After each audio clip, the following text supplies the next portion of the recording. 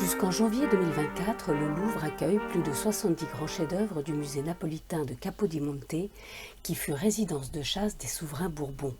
L'exposition se tient entre 3 lieux du musée.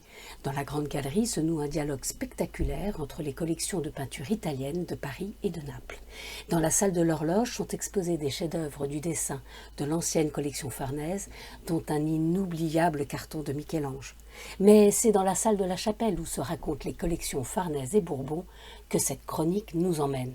Là, on tombe en arrêt devant une Diane chasseresse, chevauchant un cerf en argent doré du début du XVIIe siècle, attribué à l'orfèvre Jacob Miller l'Ancien. En Amazone, Diane dont l'arc et le carquois sont, une fois n'est pas coutume, remisés dans le dos, dont l'étole est soulevée par un air vif, se laisse griser par la course d'un cerf couronné et harnaché avec un sens du détail consommé.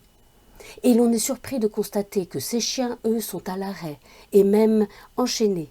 Insolence du maniérisme qui se permet tout, et même de mêler l'immobilité et la vitesse, et même de placer une scène de chasse miniature entre les pattes du cerf.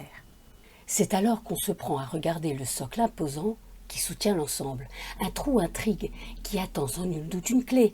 Et quelle clé, puisqu'elle remonte un mécanisme des plus savants. Cette Diane au cerf est en effet l'un des automates, l'un de ces jeux à boire qui ravissaient l'époque. Et voilà que nous aimerions follement la voir s'animer, cette Diane cavalière, mais elle est là, immobile derrière sa vitrine à nous narguer. Heureusement pour nous, le Museum of Fine Arts de Boston conserve un automate attribué à Joachim Fries, et néanmoins très similaire à celui de Capodimonte. En 2014, les conservateurs du musée eurent l'excellente idée de chercher à lui redonner vie. On ouvrit son socle, y découvrit son mécanisme. Il se révéla si corrodé qu'il fut décidé d'en commander une réplique à l'horloger allemand Rolf Lang, qui fit tant et si bien que Diane se remit à caracoler. Propulsé par ce moteur à remontage interne flambant neuf, on vit alors l'automate filer droit, puis brusquement bifurquer, avant de stopper net devant une place vide.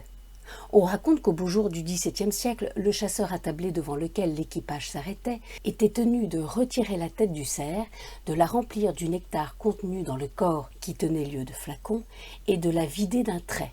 Si Diane et le cerf s'arrêtaient devant une dame, elle se pliait au même exercice, mais avec la tête du chien. Les bras croisés devant la vitrine qui présente au Louvre cette merveille d'ingéniosité et d'orfèvrerie, vous n'oublierez pas, c'est certain, de saluer leur joyeuse mémoire.